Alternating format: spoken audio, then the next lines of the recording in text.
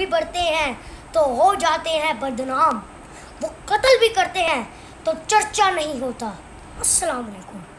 عمران خان نے توشہ خانہ سے گاڑی خریدی اور ان لوگوں نے توشہ خانہ سے گاڑیاں چرائی۔ قانون یہ ہے کہ آپ توشہ خانہ سے گاڑیاں نہیں خرید سکتے، ان لوگوں نے چرائی۔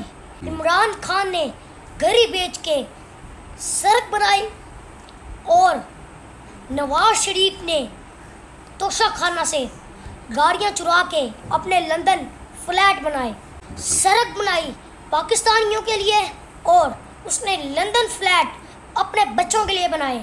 اس لیے مجھے ایک شعر یاد آیا، ہم بھی بڑھتے ہیں تو ہو جاتے ہیں بدنام، وہ قتل بھی کرتے ہیں تو چرچا نہیں ہوتا۔ اور ایک اور شعر مجھے یاد آیا، جو روٹی چرائے اسے سولی پہ چڑھا دو، جو ملک کو لوٹے اسے کرسی پہ بٹھا دو۔ اس دور کے منصف نے لکھا ہے قلم سے، غربت نہیں مٹتی تو غریبوں کو مٹا دو۔ بہت شکریہ۔